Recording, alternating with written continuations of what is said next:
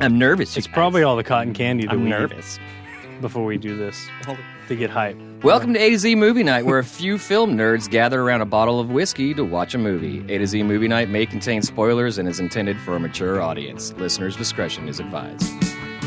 No, these idiot kids, all you history buffs listening, you know what I'm talking about? You got that reference, I mean, He just laid down on a slab and just died there. That's a great one, I got nothing. That's a great one. Good night, ladies and gentlemen. he's like, my name's Zach Bowman, and you know, I just really like movie too. It has nothing to do with my. Every day starting at 10 o'clock.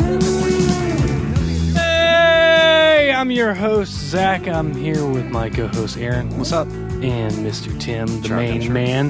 A to Z Movie Night is a watch-along film commentary. You know, like you watch it and we talk over it, like the annoying guys at the movie theater. So make sure you listen for the countdown to hit play. And tonight we are watching 1988's masterpiece by John Carpenter, They Live. Isn't it crazy? We just did one of these. Yeah, so as always, wait for the countdown. we're about to do the countdown. We are watching cheers. Countdown? Are we doing countdown? Are we doing it? Cheers. Yeah, we do it. 3, 2, 1. Cheers, guys. As always, we're drinking. You guys can drink along with us. That's what's fun about this. Orion? No. Kind of looked like Orion for a second. It's a space. Yeah, It's space. it's space. That's the It's old sweet. Universal It logo. is. It is very old. Yeah. Yeah. So I'll go ahead and start off tonight. This was, I mean, you know, here how we do it is we kind of have like a little round robin. I'll make a pick, then Tim will make a pick, then Zach. We'll kind of start over again. So tonight is my pick, which obviously that's a little disingenuous. It could have been any one of our pick. You know what I mean? We're all Carpenter fanboys. God, I'm already over so here. happy. And this is one of my favorite Carpenter. This is the definition of a cult classic. This one went under the radar What when a it came title. out. Yeah, and It shows up and then it just pans away. It was all, oh, God. I love everything about this movie. I love the sets. I love the pacing. I love the cinematography, how slow it is. And Big shout out to Santa Fe. I love the return of the great Keith David. This is, Of course. maybe the fourth movie that we've done with him on there. This was the second one. Carpenter said that he enjoyed working with him so much on The Thing that he had to get him wrote back. this part for Keith David, supposedly. This is Rowdy I want to do Roddy Piper. real quick. The Meg Foster's in this. Yeah. I know Meg Foster. She's done a lot of horror, but she was Evelyn in the Masters of the Universe. Oh, you know, Oh, that's you, right, you yeah. got her phone number? Like and- I'm not going to do anything with it. He got it though. I got her phone number. We're not going to do anything. Yeah, he got it. But yeah, I mean, I want to say Masters of the Universe came out this same year or the year before. But Meg Foster, yeah, she was Evelyn, and she's just Where's got this set? Detroit? L.A., dude. L.A. LA, yeah. Her Yeah, they don't eyes. even try to hide that it's L.A.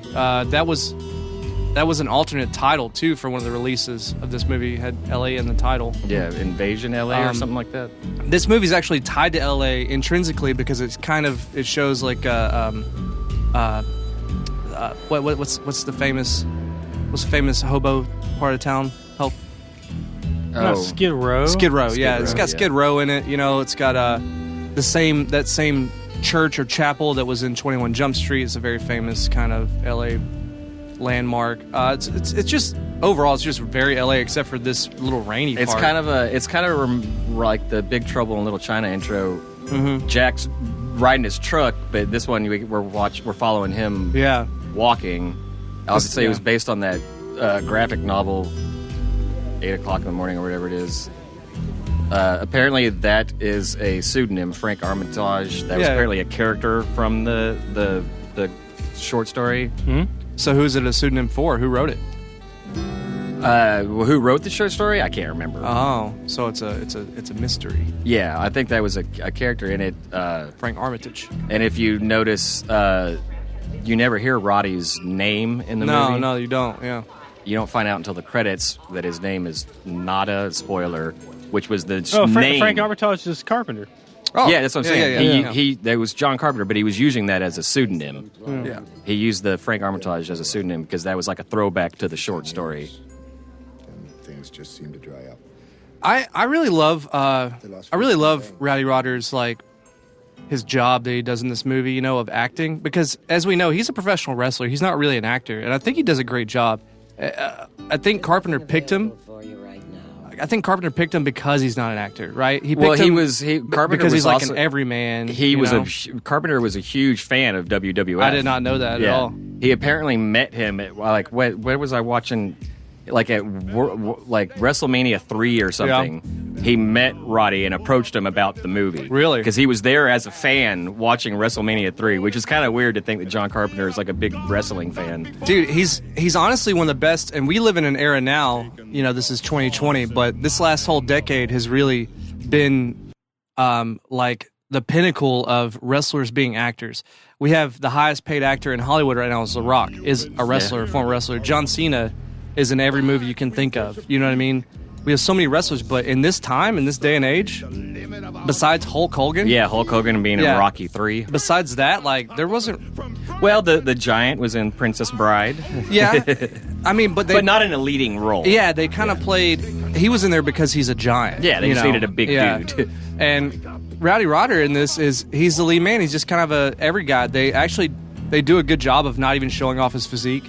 As a matter of fact, he's not an overly impressive human being in the first place. Well, there is he has some shirtless scenes in this when he's working. But he's not even as big as Keith David. Like Keith David is like 20 pounds heavier.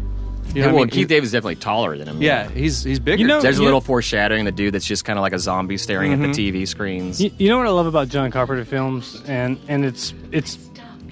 I've only noticed it more as we've kind of dissected, because we've done so many of them at this point.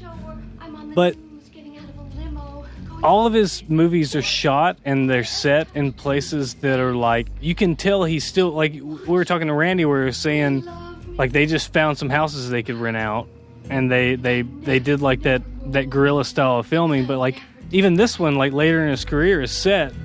This is probably the midpoint of his career where it's set in these small locations where they look alive because he probably shot them on the street. It doesn't seem like he used too many sets. Oh yeah, this majority of this movie is location. It's like you're seeing this is they found a construction site to shoot on, and he does almost every movie that he does is like that. Well, when we interviewed Randy Moore, who worked with as for our listeners that haven't seen that, he was the set designer on a lot of Carpenter's early films, and he kind of told us little behind the scenes things like how Halloween was supposed to be in Illinois, but it was filmed in L.A. and you could see the palm trees in the back. Yeah, Escape from New York was filmed in L.A.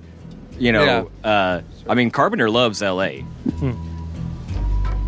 I mean, if his movies aren't physically set in L.A., he still films them. It's not even about L.A. It's more just the fact that and he hated even later in his career, he maintained an independent filmmaker mindset. He still made movies, maybe not bare budget, but as close as he could get to them, or he would just did what he needed to. Well, the movie that he did before this was Big Trouble in Little China. And that was, except for The Thing, Big Trouble in Little China was his biggest studio film. Yeah. Biggest budget, most of his movies were low budget stuff, like you're saying, Zach. Yeah. But he did Big Trouble. But even whenever he had a budget, he still made them that way. But when Big Trouble in Little China was a studio film and it got bombed, the critics hated it, and it really kind of disillusioned Carpenter to doing big studio movies, because he was really kind of upset that movie was just hated by critics and didn't do well. So he went back to low budget. I think this movie was only $6 million or something. Mm-hmm. Yeah, this was quite a low budget. Yeah, it was very, very low budget. I mean, I know 1988, $6 million probably sounds like a lot, but yeah. A lot of it it's small cast. You know what I mean? A lot of budgeting issues are promotion. Obviously, is a huge part of budgets is promoting a movie, and then cast. If you have 20 named people and they're all getting a big payday, that adds up really quickly. Well, I can't imagine Keith David was getting shit tons of money for this movie. And Rowdy Rodder, I mean... And it's always the debate, is it cheaper to do film on sets than on location? And building sets That's and everything... That's not an extra back there. That's just a guy walking down the street. No, that's an extra. Really? It's an extra. Do you think all those cars are extras? Yeah. You think all those cars are extras? LA is built and designed to shoot movies in it. It takes 2 hours to go and get a filming permit for any street.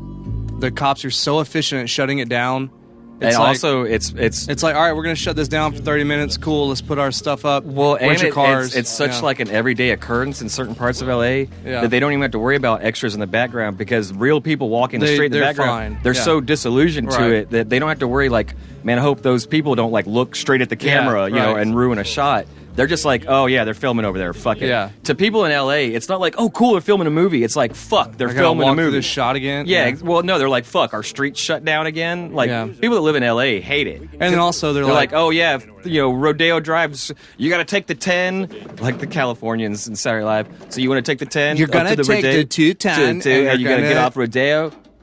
I said around there, Stuart. It's an annoyance to them because they're not, you know. So this is kind of like the Skid Row type of scene. This is It's a little shanty the Mission town. Hill. Yeah. There's one thing I think when I look at this professional wrestler here is malnourished. That's the one thing I think about is man, Well, hard times body, just hit him. body by soup kitchens. You know, I think about that. Well, yeah, you're shoveling rocks all day long, and then you eat. You know, yeah. You eat fucking Cabbage soup. cabbage soup, bone That's broth. for mass, man. I'm trying to bulk up, dog. Man, you put that bone in there, man, you got yourself a stew. Some bones and some cabbage. Hey, man, yeah, Man, it's you got all your- good. You got yourself a stew. We're going now. And some gas. I would go hungry before I fucking ate cabbage. So this little spot right here. Cabbage is good. No, it's It is good. This little spot No, right here it's has been not. in so many movies. This was a spot where Michael Douglas. I in was Falling just about to Down- say falling down. Yeah, he was almost there. Yeah, In yep. Training Day, it was one of the spots in Training Day where they Yep. do it. It's kind of like it's that yeah, it's that rough spot, rough part of town. that kind of is overlooking a lot of the city from if you get up there high enough. It's real close to downtown too. Man, right before you said Michael Douglas, I was about to say falling down. Looks very familiar. Yo, what's in the briefcase? When he gets the first Yeah. gun from that dude, Yeah, it's those the same- little That was gangsters. the same hills. That's where they were sitting. Yeah, Yep. yeah. When I was in LA, man, It's it so was- funny it was- that we've it was- seen so many movies. I know, dude, We can it's- pick out like geographical It's locations. really weird. Like when I was there, I didn't really need to find my way around. I just See, kind that of doesn't look like LA's skyline right there. what? though. That looks exactly like LA skyline. Sparse. Yeah, LA's so sprawled. It's not like Yeah, it's pretty you know, spread out. Yeah. it's not a big skyscraper city like New York. Got their own hard times these days. New York is all skyscrapers because it's Yeah. all crammed together. They only had about a 20-year period where they were doing structures like that. But this car homeless guys. Like, what is it with homeless guys and like Harmonica. harmonicas? it's hard times, man. Every vagabond on a It's the blues, brother. train. Yeah, I guess. It's, yeah. it's the best backpack instrument, man. You get it wet, don't matter. yeah. You know, don't have to. don't weigh nothing. The active things you do. I love the cheesy commercials. That guy that's sitting on the couch in the hat playing the bum, he's been in several other Carpenter movies. Ugh, dude, she just ate that cheese cube with her fingernail. Ugh. Ugh. He, I believe it's that guy. He was in both the first two Back to the Future movies. That second time night, that asshole. Yeah. It's like that guy's acting resume has like 20 homeless guy. He has- He's a serial homeless yeah. man. It's like The like- casting agent is like, we need to get someone who looks real homeless. Oh yeah, Yeah. call that guy up. Call that guy up. It's like actresses, like when roles start drying up, like actresses over 60, like they're like, you can play a judge on Law and Order, Yeah. or you can be a, you know.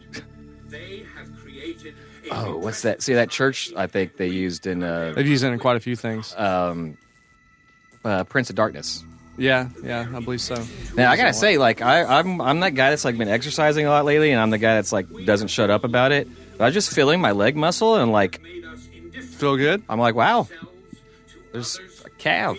There's a muscle underneath that. There that is. You shit. just work them out and they It's come. kind of like a Max Headroom kind of thing, huh? Yeah, well, it's like the guy's hacking basically into the television broadcast, but they have a weak signal, so they can only break through for Yeah. short periods of time. It's like trying to- pirate radio. Yeah, exactly. He's the resistance. from the internet. You think like those would be the Dude. propaganda guys? Do you think that like Alex Jones They based can't be his entire too poor, career- man. They got a color TV out there. Shit. I think Alex Jones based his entire career off this movie. Yeah. He's like, they got intergalactic dimensional aliens that are baby raping and Alex Jones, yeah, I've seen you They doing, Live Zach? one too many times. Did the download skip? Is the download scratched? No, I'm trying to fix shit. Oh, what are they arguing about? It's so like weird because like they're doing all this shit out in the open, but like Roddy Piper's like the first guy to notice. Like, hey, nobody else here notices that church right the fuck across the street is like getting shipments of boxes and stuff. Like nobody. Oh, they don't care, man. They're zombies, dude. He's They're- the first person. Yeah, that's true. He's new in town. They're so- everyone else is the sedated masses. yeah, it's been getting through to them. Yeah. He's been on the road. That's what's, dude. I'm gonna quit talking about LA here in a minute, but that's what's funny about it is it rains so little there. You literally could have a couch outside and comfortably And sit not on worry it. about it. Yeah, not worry about it being moldy. It just never rains. Yeah, That's why it's homeless paradise. That's why man. lizard people Yeah. live there. Yeah, it's nice and comfy and dry. Yeah, A lot of that's where they live. See what I did there? Good night, ladies and gentlemen. I bet that shack is pretty moderately priced. I bet that little corrugated tin shack Like $2,000 a month. probably That's about $2,000. That's the outhouse. Yeah, that old Studebaker right there is probably about $400 a month. What do they call it? It's an economy. Economy. Yeah, unit. yeah, it's a studio. It's a studio apartment. Studio apartment. Yeah, it's $1,000 a month rent. Oh, the church. Nowadays in LA, it would be about $1,000. You want to rent out that outhouse? You seen the price of cardboard boxes around, dude? It's insane. That guy right there that he's talking to has been in other Carpenter movies. We're having some tracking issues. I think the time should be right. Nothing suspicious. I love like Yeah, just like people looking back. over their shoulders constantly in He's such movies. a goon, dude. Well, I mean, I guess it's because he literally looks knows like that Christian Bale there in the middle. he literally knows he's being watched by drones and. Not again. That's what they say. Like, it's not love that setting. it's not being paranoid I just when they're really after you, or what is it? Like, I think, What's the saying? dude, I brought this up in. I probably harped on it the whole episode in Escape from New York. Is like there's so many different set pieces. Like I love them sitting there, like they're sitting there like they're middle class. And the Goodwill couches, yeah. But they're in good like trash couches. They're in the slums with these big buildings in the background, and they're sitting there like it's just watching television. Yeah, What's just that watch TV television. plugged Like, into? they're sitting in their living room that's in Skid Row, but it's like there's so many different scenes. It's and like John Carpenter's movies go to so many different places in one. Well, what's that TV plugged into, and who's paying the cable bill? And is it like One Flew Over the Cuckoo's Nest, where like all the people in Shantytown are like, "All right, man, you've been watching fucking TV. Or there's It's- actually nothing there. It's our turn. Yeah. Get off the fucking It's the pea couch. it's California, man. It's California. That's a TV subsidy. American Gladiators is coming on. It's a subsidy. Is there man. like one It's show free- that they free all like TV. get together like as a community each week and it's watch called the news. Yeah. Yeah. Yeah, like You know they got like a 400-foot like it's like 3 drop cables rolled like plugged Yeah. in going to that church. going into the They're- church. Those No, people they're, are like they're tapped into a lamppost. they're for like power that church with an says antenna. free. Well, it's like the church says free. I'm it's gonna get that power. The kid standing there, you moving the rabbit ears. Yeah. Like Hey, y'all no, remember, no, dude, stand there with the tinfoil in your hand. Y'all, the y'all signal's remember, perfect. Y'all remember like 8 years ago whenever they were arresting churches for giving homeless people food in Florida? Yeah. Anyway, Yeah, I do. I do Yeah. remember that. Yep. it's against the law to feed them in Yep. certain states. Yep. To feed them like Yeah. It's illegal to animals. I know, collect that's why I said it that rainwater. way. I know, yeah, wow. No, I think it was like a health. It was a. I remember that. I remember it No, was. it was a health issue. No, it was a health department issue They because were they the were ones feeding. that enforced it. They could spread because an epidemic. they said they were like okay, so if you're going to feed the public, which they counted them as a public, they had to get certain licenses, and then since the churches said they're doing it for charity, they didn't need the licenses. They're giving it away. Yeah. They're giving it away because there's no cell. So yeah, they just started arresting people in the church. Yeah, Florida, what a great state. What a Look great at that state. dish. Look at that big old dish. In a few seconds got on the air. Time to forget about breaking. I love that they just have these big speakers playing gospel music. Just so people think, yeah. Like nobody ever has walked in. Jesus gonna There's a take church, my there's- sins away. There's an entire homeless community. Well, this is a godless time. Okay, But there's an entire homeless community right that's across why the street. that's a commentary in itself. They can use but the like, church to. not one of those homeless people walked in there like one day going, "Hey man, y'all Can got I like some pray? soup?" Yeah. No, they called it a kitchen. That's Where's their cover. that? I mean, there are people praying in the background. Though. Where's that body of Christ shit y'all be talking about? That's the church's covers that they're just a kitchen for those guys. That's where that soup line came from, was a church. So they bring it out there. They're like, "No, y'all don't come inside. We'll bring the food. We'll to bring it you." to y'all. Y'all stink. Yeah. We doing weird shit in here. And I like how Rowdy Rodder is like, he's almost seems immune to Rowdy everything. Rodder. Rowdy Rodder. Well, Viper. because Rowdy like Roddy. never like we gonna say said, his he name was Rowdy. This Rowdy is Roddy. again like with and you, Aaron, you can finish my Your thought? I was going to say sandwich. Because because this is a Western. Oh, this is a Western. This is a sci-fi Western. Yeah. You're gosh darn right. Yeah. Stranger rolls in a Lone town. Stranger rolls into town. Doesn't know about. He's the only one unaffected by the problem that everybody else kind of knows about but doesn't talk about. And ends up And solving the problem. And he solves the problem because he's like, well, I don't give a fuck. I ain't from around here. This is a- He just bumbles on in Yeah. and then uncovers Has like no the name. James Is Commission. the reluctant, He has no name. No name. Literally has no name. He's a reluctant hero. And he has to take down the oppressive powers that be, the Because corruption. he stumbles across the answer to the problem, and he's Yeah. like, well, fuck. He doesn't want to do it. He's a reluctant hero God like damn Jack it, I just got Burton away and- from bullshit and I'm here This to is make this a new is life. This is stranger rolls into town, clears up local corruption archetype. Yep. Which isn't Kurt Russell in Big Trouble, right? Well, it's Kurt Russell in Big Trouble. It's Kevin Bacon in Tremors. Yeah. It's Emilio Estevez in Well- Maximum Overdrive.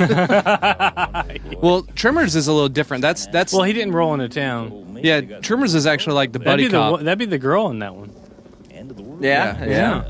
Ooh. Tremors is Way to be like gender- a buddy. It's like buddy cop western. that Because was a in buddy this cop. one, Yeah. and this one it's like this is more That's- like good and the bad. Two good old boys trying to get out of town, and Yeah, and then they shit realized just what they were keeps leaving. happening to them. I can't remember which ones. They're like, man, but we can't catch a break. Not to get too deep into it, but there's 8 story archetypes for westerns, and one of them is stranger rolls into town to clear up local corruption. That's one, and that's what this is. Yeah. He's like, hey man, I'll give you my cabbage soup for them binoculars. That was binoculars, right? Yeah, That it is- was binoculars. That He's wasn't like, man, I want more cabbage soup, bro. like I'm like not being You know inconspicuous. what his credit is? Nada. It's Nada. Nada, Well, which means no name. well, and Nada was also the name of the story. It's inside there. The graphic. It wasn't even a graphic novel. It was like a very very short. Well, it means nothing. None. Comic Yeah, book, nada basically. means. Oh, check this out. You but know, that was the name of the thing. so John Carpenter's pseudonym is Frank Armitage. Yeah, that's the Armitage, name of Keith. It ain't none of Yeah. my business. That's the name That's of what you were Did saying at the Did you beginning. already say that? Yeah. Our boy Gilbert. It was his pseudonym because it was a throwback. God damn It was a it. little wink to the. Here Dude, I I want go. that sticker. You we even go. confirmed it Here too, I go Zach. By the forgetting way, shit again. you did say it back to us.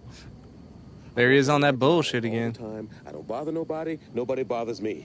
Then why'd See- you come up and talk to Well, him? this is kind of an exposition thing. Where, I think Keith Davis being too nosy. well, no, Keith David is kind of doing the whole. Cause, Hey, I got a good thing going here, and you're gonna fuck it Well, up. John Carpenter hated Reagan, and this was '88. This was Reaganomics, the trickle down thing. Yeah. Don't fuck with the rich. And the poor got poor. You know, it was the whole rich got richer, poor got Yeah, yeah. poorer.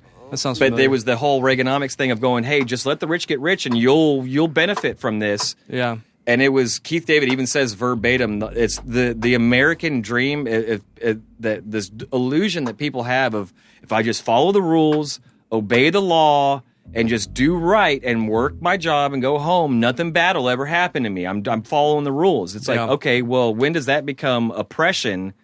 So I mean, this is his anti-capitalism, hardcore anti-authoritarian. And it's obviously. definitely anti-consumerism. And consumerism, That's for sure. Yeah. yeah. A lot of those themes, you know. It was just kind of like, Yeah. hey, it's not.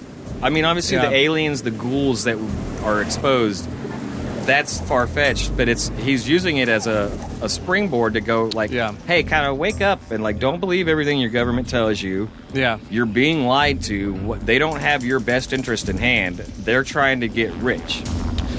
Yeah, and the whole the glasses is obviously just like, yeah, obviously they obey and procreate and work and, you know, here's American Gladiator, shut up and fucking, you know, keep drinking beer, you fucking idiots. It's a product of the time too. The late '80s was it was coming out of a recession. It was the decade of excess, though. It was a decade of excess, especially for a certain class. And the upper class. Yeah, and there was a recession in the '80s, like Reagan's whole presidency.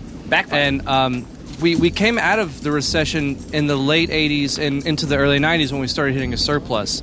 So this is kind of like looking back on the '80s and stuff like that, and reflecting on that recession and starting with these poor people and Rowdy Rodder's character is literally he's a hobo. He's not really homeless. He's a hobo, right? He came traveling in. He's a drifter. Working. He's a drifter. Yeah. You know, and I think that's why he's like the hero. He's basically a folk hero. Yeah. It's just a nomad. It's like, and it has all those themes, all like those David anti-consumerism Carradine, where themes. he travels from town to town, looking for work, and it's like really anybody who lived through the '80s in this time, you know, would just look around and be like, something just don't smell right. You know what I mean? It seems like there's promise. You couldn't put your finger on it. When you watched TV in the '80s and you watched MTV or whatever, everything was so shiny and expensive, and like you were talking about excess. Yeah. And fashion, decadent. Everything was flashy but underneath that, people definitely were not all right. No.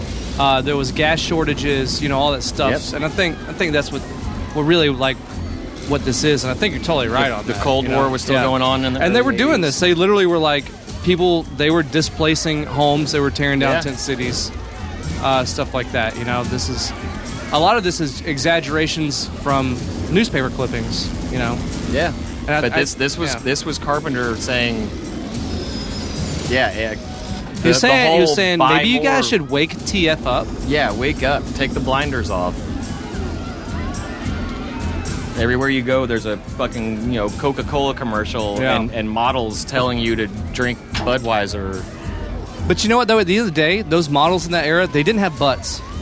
They sure didn't. And I don't like that. I like that we progressed that, you know, I like the high-waisted full body panties. women are, Like, you think of those women, they just didn't have no butts, man. Hey, man. They had man. Well, hey, man. The 80s. There's a butt there. It's just not the butt that we're accustomed to. Well, you know, it's because they about- didn't eat cheese. Man. We're talking about excess, and the hair got bigger. The 80s was a huge boom in breast implants. Yeah, that's when like breast implants became like a booming thing of people like plastic surgery in general.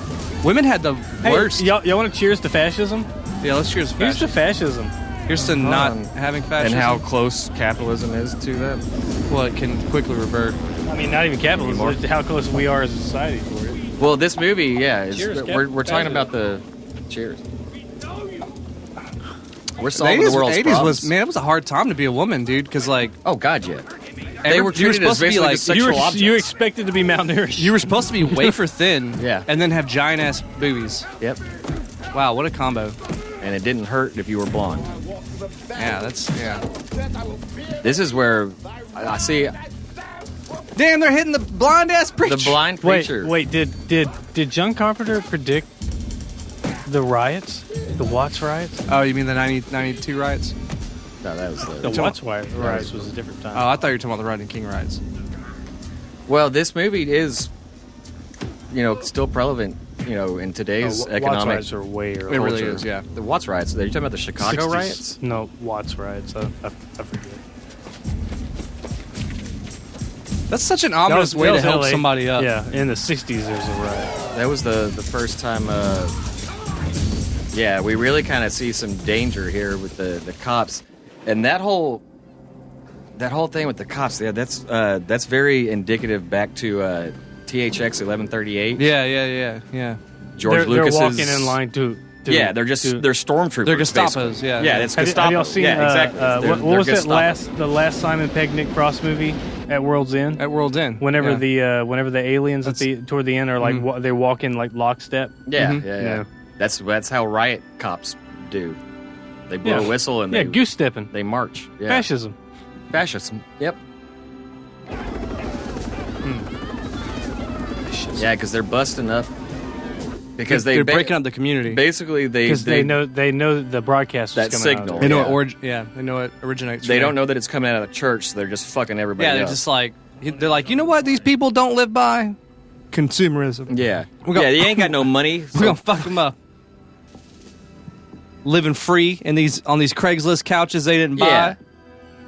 These people live with trash, and this just simply will not do. That where they were filming that shanty town, there's probably a fucking CVS pharmacy there nowadays. Probably. It's probably. Let me see. Probably fucking true. This dude it's either a CVS or a fucking gas station. Or Walgreens. This dude just getting high. He's like, I don't know. Yeah, he's like, fuck it, man. Just let me smoke weed and mind my own business. What's this guy's house? This guy's like, man, I'm a I love that property owner, the window's boarded up, but just enough from slats so you can see through. Yeah. So that the Gestapo outside aren't like, hey, nothing going on in there with the boarded up windows. Nah, let's keep going. See, that's what that video right there. Bam, the excess of 80s fashion and the culture. People were living beyond their means. Oh, absolutely, yeah. Well, that's when like credit cards became a thing too. You know, American Express and MasterCard, all that stuff started coming out. Yep. You know, yeah. And it was like, hey, buy now, pay later. We had credit cards. It's when boomers started ruining the world. It was buy now, pay later, and then nobody could pay it off. We had credit cards before we had, I think, CDs or phones. Like credit cards, like came out before. And back then, not before phones, there was. But you mean cell phones? You could get cell phones. Yeah. You could have a credit card for everything. Like you had credit cards in the 70s. You could have a Dillard's credit card. There was like a Diners Club card. There was a Diners Club. Yeah, it started in the 70s. Well, that was the whole thing. It was because that's what they thought. They were like, hey, we can boost the economy. Give everybody credit cards and say, hey, you could buy now and pay later. Yeah. And everybody just thought I could just buy it. Everybody started treating these. I pay $100 a month and I own it. They were treating it like free money, and debt. people were going into debt. Yeah. Kick it. Fuck yeah, rowdy. Oh, rowdy. Rowdy Roddy. That boy sure is rowdy, man. He sure is rowdy. I wish they could find a way to channel that. You know who is taking on... was that Dennis? You know who's taking on the mantle of Rowdy's character now in the wrestling? It's shit. Why? CM Punk? No. Cena? No. It's why can't I think of shit? I just had a big brain fart. Famous woman, MMA star. China? Ronda Rousey. It's China's Rowdy. dead. No. Yeah. China died. No. Her wrestling name is Rowdy Ronda Rousey. That's right. Which is really smart of her. And she wears like the same. She wears a kilt and everything. She's taking his logo and everything. Her MMA career like kicked off like female MMA like legends, and then she immediately like got her ass kicked and went to WWE. Her whole career she just had like a huge MMA career. Just flapped away until she finally got into WWE. But yeah, she can still kick my ass. But she's the new Rowdy. That's right, yeah. She is. She's Rowdy Ronda Rousey. Well, she tried to be the new Dalton, so that was kind of the beginning of the end. Yeah. So. I think he's like, man, there's just glasses in here. Roddy Piper is a better actor than Rowdy Ronda Rousey, though. I really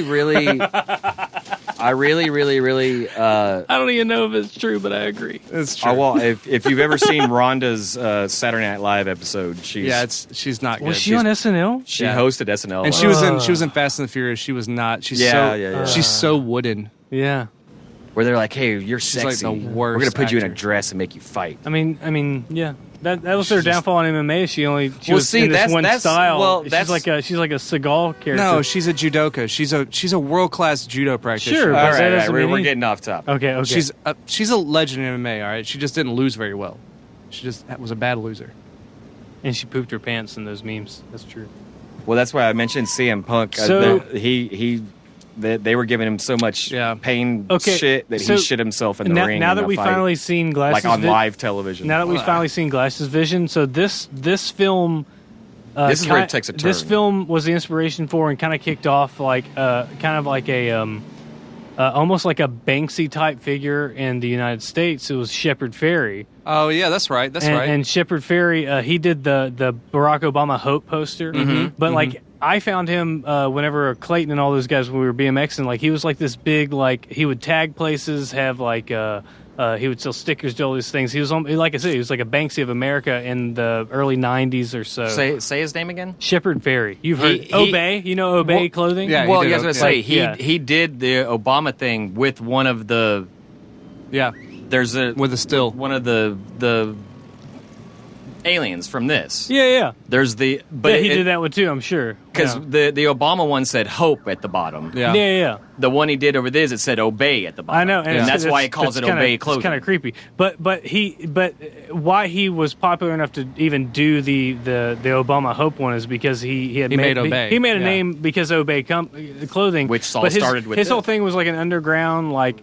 You basically email him and PayPal him, like back in like the early 2000s. If you PayPal'd him like $10, he would send you a tagging kit. Yeah. And it would come with stencils. It would come with a shitload of stickers, all these things, and basically he said, "I'll give you this like for nothing almost, so that you can just tag up your town." And he kind of pushed this like big graffiti street movement. He was a big part of that blow up in like the 90s, and he was inspired by these images. Yeah. Not like the whole movie, but just like these images. Whenever you put these glasses on, you see the real truth. Brainwashing. Yeah. Like that is such an amazing like idea. Like you know. Well, yeah, because this is a very it's not a social figurative. commentary. This is a big ass It's social figurative. commentary. You're right. Because It's figurative. It's a figurative just of the fact that we are being brainwashed by Oh yeah. commercialism. Yeah, and- but who are you being brainwashed by? But those- a lot of they're doing it. They're doing Yeah, it. they. But who's they? they're brainwashing us. Don't listen to what they say. Well, who's they? I don't know. Just don't listen to what they say. There's even apparently They say that cholesterol leads to heart disease. That's what this whole movie's about. Is like, shampoo well, will give you cancer. they say like this and this, and it's like, who's they? Yeah. Well, this movie The answers like who they collective are. they. I think the thing we're realizing in today's people in society charge. is that there is a they, but like they is just the way we do business, basically. Yeah, they is very it's much. It's not one group of people doing it. It's like they're all following the same guidelines, which is basically the same thing as what they is very much they're all trying decentralized. to bleed us dry. Well, I'll tell you this, man. They straight up suck. Yeah, they do. I don't enjoy it. See, and this guy's a working stiff. He got this newsstand. That's fucking awesome. Heavy-handed. This is I your love God. that the money says this is your God. That's a fucking punk rock album right there. This is your God. Yeah. This is This your machine God. kills fascism. Yeah. All those things. But I mean, That's like a it's- Nine Inch Nails but song it's right also, there. It's This- also this is your God. It's clever though that like if you put on the glasses and you can see the messages that are underneath. What that says to me is like the technology isn't good. It's good enough to trick everybody, but you still have to like our mind's eye like in this world is seeing those words, but we're not. Well, you hold hear on, it, hold too. on. Yeah. You Listen, hear the listen. sleep. I think this is the part. Listen Where to it the says sleep. score. I think we just missed it. He does it apparently like 2 or 3 times in the movie. Like in the score, Like sleep. back it's Sleep. sleep. Yeah. I thought it was. I couldn't remember if it was No, it's sleep just or sleep. by. Are there words No, put in? at all the Carpenter's like he'll say like there's Sleep. parts of it sleep by. I think one of them is by or Sleep. obey. It's sleep. Yeah, every one of the traffic, all the traffic lights have a microphone on top that goes sleep. But there's no the traffic lights. But I'm saying the score of the movie. no, yeah, it goes sleep. Yeah, he hid parts in there that Sleep. say sleep, obey, by, stuff like that. Like, and it was Carpenter's voice too that he kind of like slid in at parts. Subliminal messaging. I mean, of course, fucking every commercial. It's all calling that. Yes, and the every funny- commercial we see Yeah. is subliminal, And- full of subliminal And messaging. it's just funny that like he's calling this out during the Reagan era, and it's like it's still happening. Like this is like that was like this is he's basically like we're living in the world that he is showing right now, and not saying that like he was like a prophet or anything like that. You know what I mean? But it's just like this is still going on. he was speaking to the times. Sorry, that hurt. Sorry, That wow. sounded I hurt. just banged my knee real hard.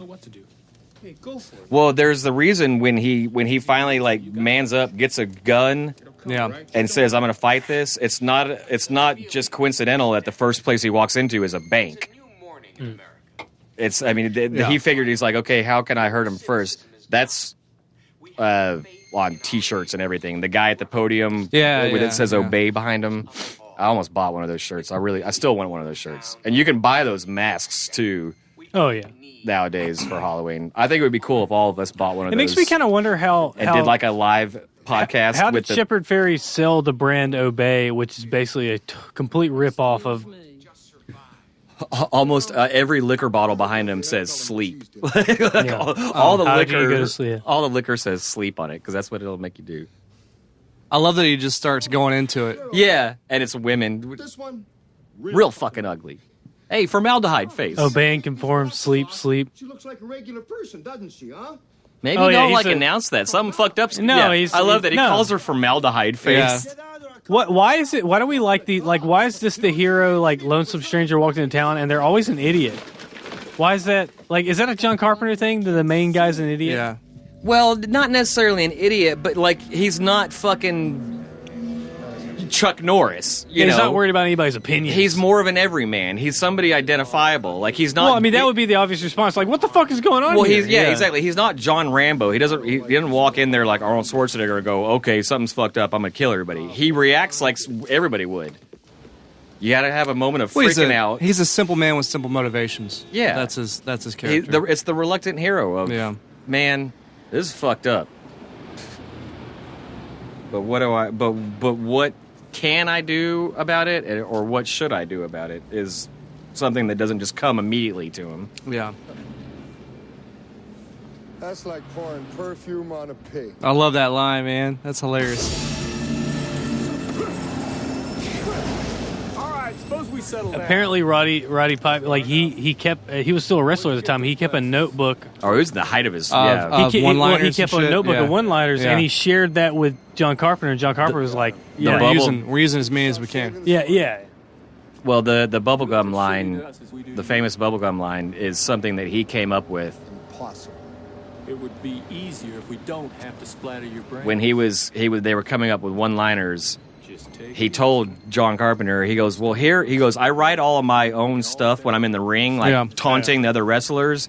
And he goes, here's a list of a bunch of shit that I've never used. Hundreds of pages of shit I've made up. And He's John like- Carpenter's like, this is a fucking gold mine. And it was the I've come here to chew bubblegum and kick ass line was something that he I'm all out of bubble gum. Yeah, it was an unused line that he was going to use in the ring, and they used it in the movie. I'll tell you something. Which is really I like learning stuff like that. well, no, because that line probably wasn't as good in the ring, but in the movie, it's iconic. Yeah. Oh, it's one of those lines. Yeah.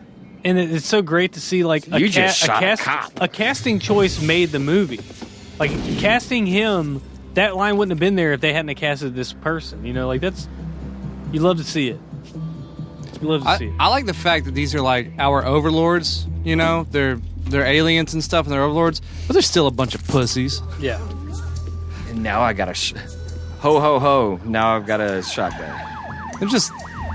They're really not good at violence. Yeah, maybe because that's maybe that's why they have to do all this. Well, that's the the subtext is that like they They're have frail. control, but they're weak and they don't have resolve. You know, they're like, just that's why they have think to they have it figured out. Well, that's to do why all this for us. Well, 'cause that's they're why pussies. humans will always win. It's the human spirit. They're like fragile little. Yeah, they're these fragile. They're like It's toads like or yes, they're something. controlling all this crazy shit, but like no, they're too pompous, they're too arrogant. Bubblegum and kick ass. And I'm all out of bubblegum. I will say Duke Nukem changed my life. Oh, this, Before Duke Doom. Nukem Duke was Nukem was before heavily Doom. influenced by this. He's just spraying. Well, he's only shooting like the. They're not human. Yeah. Damn. That Got shotgun's got some range. him. Got him. Most have more range than people think. White male, 30s, long hair. Y'all notice my luscious locks? I got that Rowdy Rodder look. Yeah, bro. man, your I'm hair's getting there. getting long. You're almost ready for your. I'm actually your longer. big He's scene. got his like bangs cut. That's all I need. Just need to get my bangs cut, boy. And I've got that Rowdy Roddy look. This part's completely ridiculous that he somehow escapes by just going out They're the back door. They're ineffectual, bro. They suck. He just goes out the back door. There's a back door to that bank. It's not That he not just even walks locked. out And it's of. not even locked. Yeah. It's just a swinging door. And who are you, little cow? This is where his wrestling charisma starts Yeah. coming out in the character. Not nice. His shit talking. Yeah. Rowdy Piper was a very good shit talker in the wrestling world. He was a heel, wasn't He went back and forth. Yeah. Him and Hogan had a lot of beef. They were always at each other's eyes. Who and him? Hogan. Oh, Hogan. Yeah. They. How do you get? I don't know how people. Because when Hogan went to Hollywood Hogan and then the NWO and he became the heel. Rowdy Piper became the face. He came into the WCW as the guy that was going to fight back against Hollywood Hogan. Didn't Hogan become like the hero whenever he defeated big guy Andre the Giant? Yeah. Yeah, but that was the very beginning. Yeah. Andre the Giant was always a heel, even though he was the nicest guy in wrestling. Yeah, because he was too Here big. comes he couldn't be Meg the Foster. Meg Foster's a babe. She got that 80s wafy frame. These eyes, though, man, her eyes. Look at that BMW. That's my BMW. I know, Zach. That's look at her eyes. E30. She's got the sexiest eyes. Good looking car. It's a good looking car. Nah, the sexiest eyes are still Liz Taylor. So those back pop out windows are useless. I love that they have the dent in it. I think I had a dent on my car like that. Look at that steering wheel. She has said before in interviews that she's pretty sure that she's only gotten roles before just because of her eyes. It must be an IS model because they have the leather seats, you know? This has been Car Talk with Zach Bowman. I mean, this is my wheelhouse. This is Car Talk. See what I did there, wheelhouse? This is Car Talk with Zach Bowman. If anybody doesn't know, this kind of car right here, that's a pre-88 model because they still have the chrome bumpers. The next year, in 89, they actually allowed them to have ABS bumpers, so they're a lot cleaner looking. Have you ever watched riding in cars with comedians getting coffee with Jerry Seinfeld? Oh, I would. Jerry, hit me up, dude. You have an old BMW like an M3? No, you should watch that because every episode he gets a different classic antique, and he knows that dude is like the biggest car buff. Tim, everybody knows. No, Seinfeld is not. That's Jay Leno. Jay Leno. No, Seinfeld knows his shit. Watch Jay Leno's that show. car collection is protected by the by the. It's like the Smithsonian or something. No, it's protected. It's on an airfield. It's protected by the fucking. Oh, the military. The military. A little movie fact for Batman Forever when Chris O'Donnell breaks into Bruce Wayne's car garage. Oh, that's a nice one. It has the cloth panels on the doors. He sees all of Bruce's like classic cars. He's walking around. Half of those cars were loaned to the movie from Jay Leno. Yeah. He loaned him most of those cars for like one shot. Yeah. And he was like very particular. Like nobody. He unloaded them. I really think that's a rare color. He unloaded the cars on the set, and apparently somebody did an interview from the set and like touched one of his cars and like got fired. Do you know what actor has the largest motorcycle collection? Wesley Snipes. No, he had to sell all those to the IRS. It's not the comedian. It's not a comedian. He's a model more than an actor. If that helps you. It's not Ewan McGregor. It's Fabio. Fabio. Fabio has the largest private motorcycle collection. Is he still alive? Is that? Yeah. No, okay. I thought it was. Looks like Zach Galifianakis in the 80s. No, the guy on the left looked like what's the guy from I don't know, but those Tarantino dudes, films. Look, those dudes were creeping. They were like, "Hey, our fucking hot neighbor brought a guy home. This is unusual." Finally. No, they were look concerned. They're like, "Man, I was trying to have sex with her. I've been spying on her forever. That's all my hard work is undone." Look, I don't know what you want. She is way too cool for being kidnapped. You know what I mean? She's way too cool for being kidnapped. She lives in L.A. Like, she's probably come across her. She's way too cool.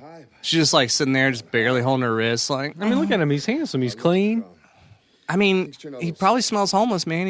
He's been living. He's thick. He is a thick boy. That neck is thicker than his head. Yeah, I mean, he's a thick boy. She's like, well, you know, flannel's a good look for him. Well, you know, it's like I'm into it.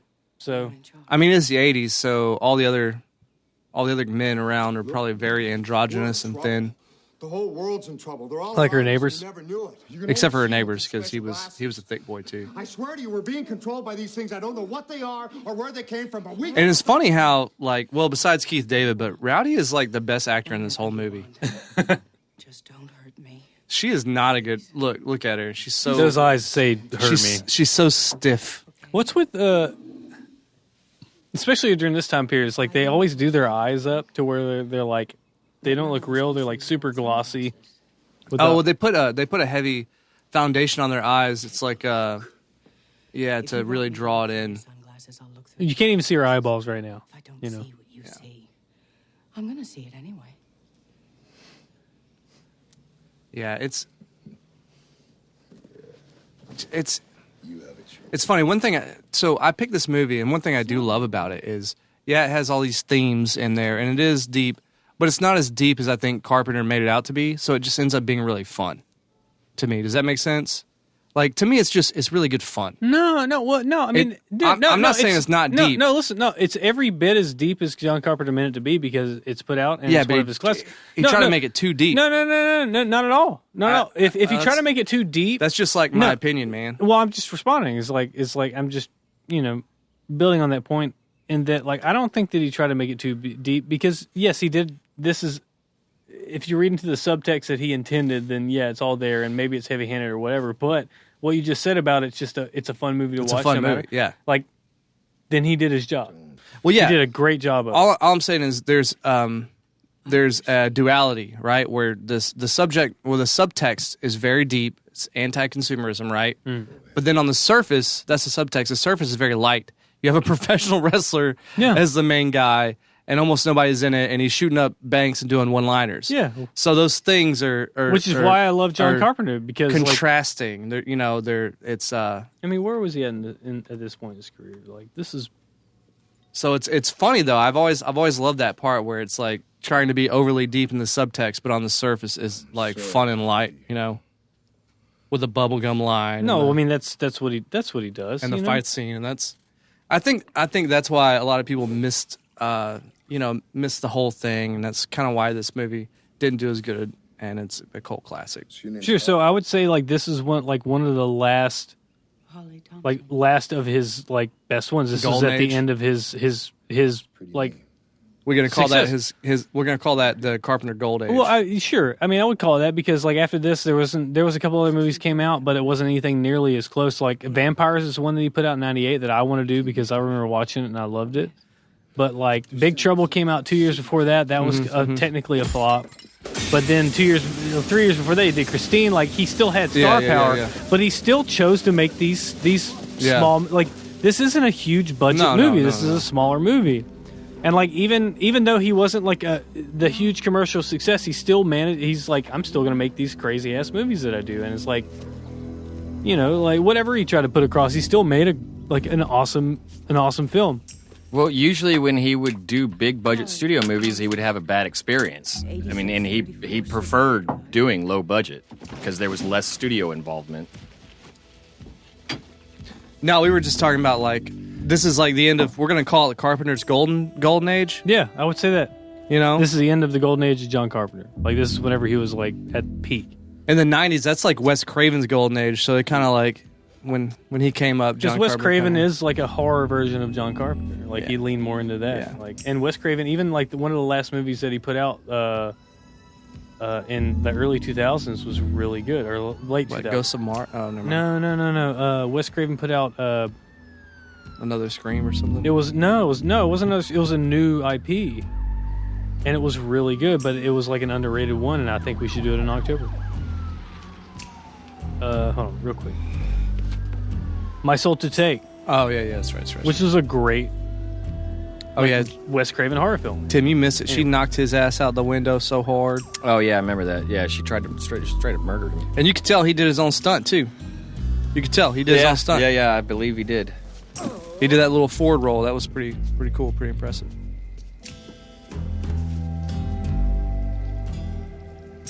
What are you doing over there, Zach? Zach is, to our listeners, if you're still listening, is apparently drawing the Prophet Muhammad right now. I don't know what that's about. I'm practicing for whenever we finally go to video, because we can't do video right now. And it would be controversial if I was drawing him publicly. Yeah. That's why that joke is funny, is because this is radio. Yeah, because it's radio. Yeah. You guys, we're going to get canceled. Is that the one? We're going to get canceled. We're playing Pictionary, and Zach got dealt the Prophet Muhammad. Oh, damn. Oh, hey, listen to that score, man. That's even a very Western-esque score. There's a harmonica you hear in there, like yeah. Oh, yeah, definitely. That lazy saloon town. Yeah, that kind of... Yeah. You know what I mean? Like, down and out, like, what are you going to do now, buddy? I wonder you who just move on to the next town? I wonder who the score's by in this movie. For those of you guys who don't know John Carpenter, you can go suck it. You can go see him at South by Southwest 2022. Yeah, probably never again. No, never again. Hopefully the world collapses by then. God, we gotta go see if he ever does some shows again. Love to see we him. gotta go, dude. Yeah. We gotta go. Him and his son.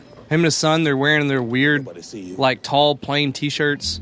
They got their Casio keyboards out. I don't want nothing to do with you. Yeah, it's all keyboards and like showing on the screen behind them, showing shit from the movies. Fucking fog machines and shit. No, you ain't showing me nothing. I got a wife and kids, so leave me alone. Yeah, I'm trying to just follow the rules, man. I'm trying to toe the line. I'm working on a house right now. I'm not gonna be homeless forever. I got a good thing here. I don't know if they really explain it a lot, but Keith David, he's got a wife and kid. Dude, TVs used to be so fucking expensive. Well, you remember that 15-inch black and white TV was $339. Yeah.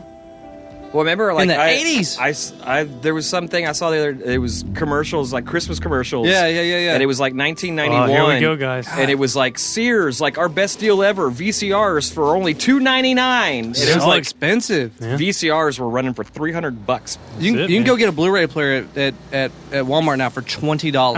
I mean, but remember Blu-ray, HD, DVD, and God. It's like actually, like it's usually game systems they bring up those comparisons. Yeah. But they stay pretty much the same. Whenever the Atari came out, it was like today money, and that was whenever they put the article out. $800 was like $800 to $1,000, and like actually, video game consoles are cheaper than they used to be. Yeah. Yeah, TVs. Yeah, I mean, usually the going rate. Cheap. Yeah, when new consoles came out, they were usually about $200. And yeah, TVs are moving the same way. Oh yeah, now you can go. It's just now we're waiting for HDR and all the crazy shit. Well, like you say, you can go get a 61-inch HD 4K TV at Walmart now for $300. Yeah, I got my 50-inch 4K for like $400. Yeah. A 50-inch TV in the 80s would have been $50,000. Oh, that's a good shot. I like that shot. Yeah, that is a really good. And that's not fake. That's real shit. Practical, yeah. I know it kind of almost looks like It almost looks fake because it's so real, right? A projection, yeah, a rear projection almost. Yeah, but that would have taken so much more time. He's like, "Yeah, I'll get dumped out of the truck. It's like 10 feet. Fuck it. Yeah, I've been in the cage. It's just a bunch of I've done cardboard boxes. He's a fucking wrestler, man. He gets Andre the Giant sitting his that's balls a 2-for-1 on his face. hire. That's a 2-for-1 casting. You got an actor and a stuntman. Yeah. Dude, I mean, you would ask him. You'd be like, "Hey, you want a stunt double?" He'd be like, "Dude, what? I don't. What? You think I'm a fucking pussy?" Here's the big scene. It's the best I could do. If you're not watching along with us, this is the alley. We might just put this out on its own. Where the famous fight scene where he tries to convince Keith David to put the glasses on. Keep praying nobody ever finds you. I'm just waiting for that. I'm just waiting for that one. I'm just waiting for that one line. Stay away from me. I'm telling you, you dumb son of a. Ah! Yeah. Excuse me. What a great choice! Like a landmark choice. This is this turns into a 6.5 minute fight. Yeah. It's longer. It's 7.5. Well, there's rumors. Some people say it's 12 minutes long. It's very long. Yeah, it's. I'll get the. It's the 6 to 7 minutes. Okay. But it took them almost 2 months to It's rehearse very and long. choreograph. They blocked. Yeah, it's 6 minutes. Yeah, they blocked it in the production office backyard. The parking lot or whatever. It's the very, very long. They rehearsed it for about 2 months, and it was mainly Rowdy and the stunt guy choreographing the whole thing because Keith David apparently had a history in boxing. Yeah, you can tell in his stance, man. Yeah. And he's a big guy. That's what I'm saying. He's bigger than Rowdy. Yeah, you know that guy. Yeah, boxed in high school or something. Look at him. He's bigger. Yeah. Oh yeah. He's definitely taller. He's got a longer reach. He's a big dude. It's only in this movie you really see that he's a big guy. See, well, this is the thing.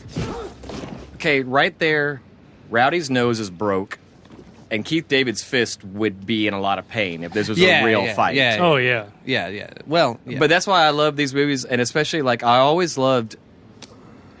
It always seemed this is a wrestling movie. Well, in the Indiana Jones movies, it's always seemed like they used a different sound effect for punches. In the Indiana Jones movies, it was this very just almost cartoonish thing. Yeah. That there was your line. It line. had like this wind, It's hard to pick punch sounds out. But it's like... Nah, you got to make them. You got to slap watermelons. That's how you make the punch sound. You slap watermelons and punch a dude in the nose, his eyes water up. It actually doesn't make that much of a sound. That's what I'm saying. There's no sound. It's like slapping meat. But you add these sound effects to like these like fake go home punches. and punch It a looks steak. so real. It looks real. It looks like what you think is real. Yeah. I will say though, when they're like, okay, like dude, like he just kneed him in the face as hard as he could, and he's not even like bleeding. It's a WWE match. You know, yeah, he's pulling his punches. But when quarantine first started and they did that first UFC match in quarantine where there was no audience, oh yeah, you heard all the sounds. That's how you hear the real sounds. It was kind of unnerving. Yeah, kind of hearing those violent sounds.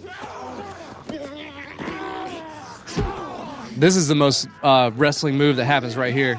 It's just like fucking suplex. That was a good cut, though. Yeah, it was good.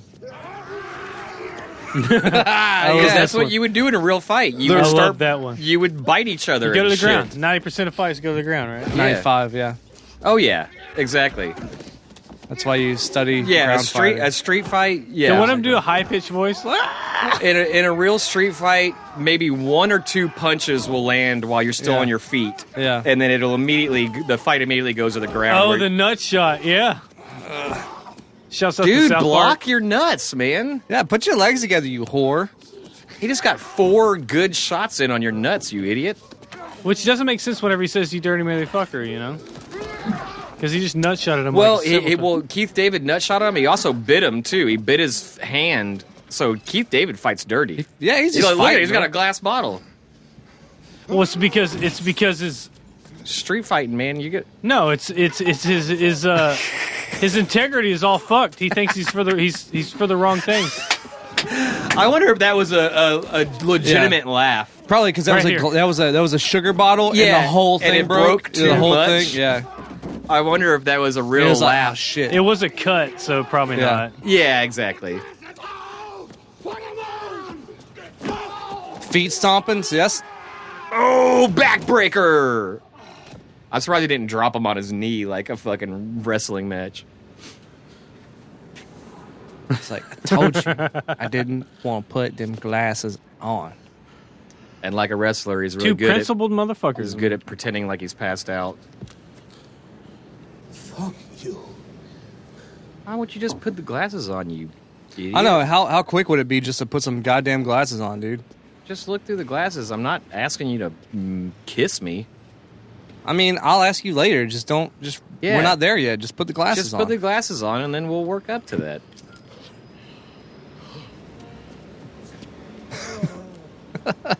I do love, though, at one point where he tried to swing the board at him and missed and hit the glass, and he was like, oh, shit, I'm sorry. No, that's great. Like, no, and literally saying, hey, like, I'm not trying to kill you. He thinks it's like, all right, cool, the fight's over. Yeah. And then all of a sudden, like, I love a little break. Yeah. And then he does a full-ass suplex. That's like two guys that respect each other, but they're just like, man, come on. It's like, you're putting him on, and he's pinning him down. You're not going to get the last hit, It man. never ends. You're not getting the last hit. Looks like Put him in a chokehold Looks right like there. Stevie Wonder with those glasses on. Yeah. Put him in a chokehold. Look! Look at them, they're everywhere! Maybe they can see. Alley, fifth and They can see. A white guy and a black guy. Hold on. In the alleyway. Yeah, the one with all the heroin needles. They were rolling around in them. Yeah, they're rolling around. Just rolling around him. I saw a black guy punch a white guy. Call the cops. Call them now. Call the cops. This is the 80s and it's in LA. This is the 80s, LA. We're calling them. Black dude just punched a white guy in an alley. She's back in heat. It doesn't matter that he punched him back. Oh, Or wait. punched him- That was a great line. He says, karma's a bitch. And Rowdy Piper goes, and she's back in heat. Oh, yeah. Whatever that means. I don't know. But the freaking ghouls. I mean, it sounds cool on paper. Karma's a bitch, and she's back in heat. She's back in heat. The ghouls are so slow, dude. Like, these people are always snitching on these guys walking No, through because town. they're yuppies. And they just don't ever come. Like, they're... I'm just so upset. They're just such pussies, man. They don't even see it as a threat. Yeah, They're I guess like, you're right, oh yeah, yeah. I guess these two homeless dudes. Like, no, who's gonna believe these guys? Yeah, I guess you're right. I want a room. Some of them probably are think it's funny. Some of them probably like are bored with their day to day. They're Yeah. like, man, I wish somebody would figure us out so we could have some fun with these humans. with these humans. These humans, show us what you got. I am human. I like human things. I like go to store and buy milk. I just do love that their slow walk, like they're sore from the fight.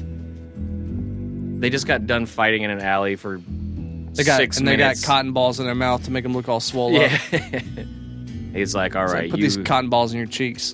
You could sleep at my place tonight. Oh yeah, you feel hungover after wearing the glasses. They for a say while, the longer you, yeah. Because the one guy was complaining earlier, he was watching TV too long. Because the truth is like a drug, man. Whatever that means, ain't love grand. He's like, man, whatever. The truth is exhausting. Well, yeah. There's the they act like crackheads when they learn the truth. You know, it's easier to be. Apathy is an answer. I mean, yeah. I blissful ignorance. Yeah, it's easier to.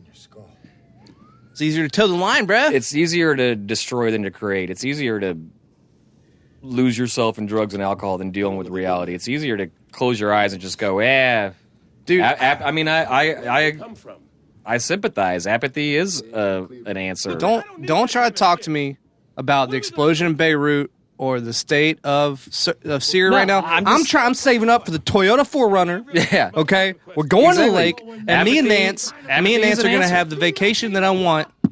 I sympathize. I put in time for my vacation with me and Nance and the kids like 4 months ago, and be damned, I'm going, all right? I don't care about all this stuff in the world. Me and Nance are going to have a good time. Well, it's like at this point, I rented a pontoon boat. What's his answer? I mean, sure, let's act like everything's great and go fucking live in a log cabin and fucking. I miss Nance. Maybe if I get that Toyota 4Runner, she'll come back. Nance? Yeah, no, she wanted that. She wanted that Toyota 4Runner real bad. Who? Things were different. I'm playing a character. Yeah, but who's Nance? Who's the Nance is my. Who's the character of Nance? We're middling. We're we're a middle income. Y'all are still white talking, collar though, right? family. Yeah, I mean, I mean, we talk every time. Hey, man, I go and get the kids. I see Nance. I talk a little bit. Communication, man. So I ran away when I was keep that. This year we said we were going to get a cabin at Crystal Beach. We're not. I don't know. It's all good. I just got a feeling if I get this Toyota 4Runner, I'm going to get her back. She's impressed by stuff. She likes stuff. She likes stuff. She likes stuff. She sounds like a great girl. She's great, man. She's great. She cares about stuff, though, so I need to get some more stuff. Just got to get this six-pack back. Got to get the 6-pack back, get that 4Runner, and that pontoon boat, and, man, I think Nance is going to take me back, dude. Man, I'll sing at your wedding. All right, I appreciate you. See you guys hate each other. Oh, Nance. Watching us. We used to have such good times going to Chili's, and we'd get a couple of those blackberry margaritas. Like when they do like karaoke at Chili's. Yeah, you get them. That was our fun time. Bottomless margaritas. Yeah, we were getting those bottomless margaritas, man. We were getting those margs, bro. Me and Nance would get those margs, and it was great, dude. It was a great time. She was like still very much a virgin at that time. Yeah, no. I mean, she wasn't a virgin. She was never a virgin. No, I mean, Nance. Yeah. Hey, you don't talk about her like that. Keith David looks like a crackhead, bro. I love in every movie when people buy groceries, it's always a paper bag. Yeah. And there's usually like celery sticking out. It's like a baguette. There's a baguette coming out of it and a stalk of celery of some kind. I feel like that's it's like when you're hiding in a hotel room, why are you getting groceries? Just go get a fucking Big Mac, dude. When you're shooting a film and you need to make somebody look like they're doing something, just go get a Big Mac. Celery is cheap as fuck. I love that this dude's like, hey, you've got the same glasses as I do. Oh, that's the guy from the church, man. Yeah, he's that guy. Resistance. That guy's been in other things. So. He's been in several Carpenters. He's part of the Resistance. Yeah, I was talking about him earlier. He's been in a couple of Carpenter's other movies. Prince of Darkness, I think. In the Mouth of Madness. Peter Jason. He's one of those like character actors. He's the that guy from that one thing. He was in Arachnophobia. He was in 48 Hours. And he's been in 7 John Carpenter films. Yeah, he was a big Carpenter. Yeah, he was in a lot. I love the way Keith David's just holding that gun, like, hey, just out in the middle just of letting you know, just like, out in public. Just We're serious, motherfucker. He's I like, wear my sunglasses. Look at at him. night. He's still like, all right, you're letting me inside. He's and like, you, I and mean, you do have a shotgun. He's out of his I wheelhouse. don't right? trust it, but He's I'm out of willing his to wheelhouse. find Well, I'm gonna keep out. back in tough till I figure it out. They're using candy floss packaging. It's like building a park over a toxic waste dump. They've colorized it. You see that? It's like building a toxic waste dump next to a park, as they said. Yeah, so they're using candy floss and That's like, what was the comedian that said that about, like, he didn't like to go down on girls because he's like, it was too close to the butthole. I don't know. It's He was not like, a that's comedian. like putting a playground next to a garbage yeah. dump. No, Well, he's a pussy. And I was like, Yeah. yeah, live your life, you fucking idiot. Whoever that was is straight up a pussy. Yeah, live your life. that's Oh, see, now they got contact lenses. that was in Forgetting Sarah Marshall. That's right. Yeah. Yeah, playground next Oh, to a was that? surge It was system. that redheaded guy, wasn't it? Yeah. Jack McBrayer. Go ahead. See, now they've upgraded and they have contact lenses now. That guy was a. Which for 1988, contact lenses, that was a pretty progressive thinking. There is a signal broadcast every second of every day through our television sets.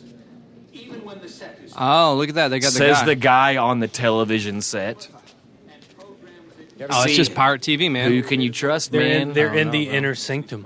Who can you Well, I trust, don't know. They got man? the glasses. They just got to look at the TV and know. Well, they're history strong. has taught us that everything that has brought down a tyrannical system of government or whatever you want to call it usually ends up becoming Yeah. Oh yeah.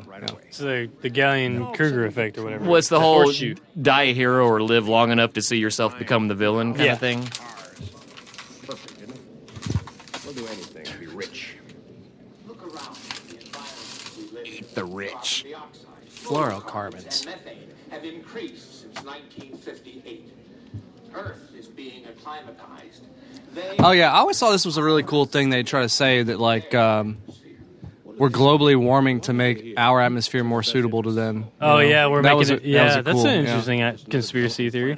Yeah, that's why we're burning all these fuels. Of course, the Pentagon did confirm that we do did. have 2 weeks ago. They said that we have machines have craft. from outside this world. They said we have craft from outside this world. What's the terraforming? Yeah, terraforming. Yeah, they're terraforming our planet to. It's what Well, everybody they obviously are fine. They just want to be a little more comfortable. Well, they always say like an alien invasion wouldn't start with a bunch of flying saucers standing over Let me us like see your independent- leader. They're not gonna. They don't know you have a leader. They send in small guerrilla Yeah, groups yeah. to terraform And the build environment. pyramids and- Yeah, they set up things, and then a million years later, the entire race shows up, and they're like, "Hey, the planet's ready. It's ready. It's hot enough." We global warmed it." Is that a Rolex? Yeah, they give them like a Rolex. Some kind of secret code or hidden control. They push a button, and all of a sudden, bang, bang. They're gone. Yeah. I've been trying to figure it out. All right, now everybody listen up. Keep pointing those guns. Look at how the high crowd. that guy's fucking Oh, look at belt this. is, man. Look at this. Well, Look. just like how Well, look, Blasé are they trivia with the fact. guns. Carpenter brought in real homeless folks into the production for several scenes and smaller characters and gave them food as well as paychecks. And Rowdy thought it was a pretty classy thing to do. I That knew fucking we liked him Carpenter. for a That reason. Carpenter. What a I love what that a, Carpenter. What a guy, man. What a good dude. What a fucking guy. And the movement's suffering for it. Time to stop talking about That's why they look so authentic. That's poor man's Chevy Chase right there. That's Kevin Nealon. That's poor man Kevin Nealon. Yeah. Wait a minute. It's not working. I love that Keith David has like the smallest little like Uzi pocket Uzi. Bide our time. Oh yeah, just that little. Why do they keep giving him such He's tiny like- guns, man? They give Rowdy all these big ass guns. They Yeah. give Keith David like Derringers and shit. Well, because he's still uncertain, like he's not.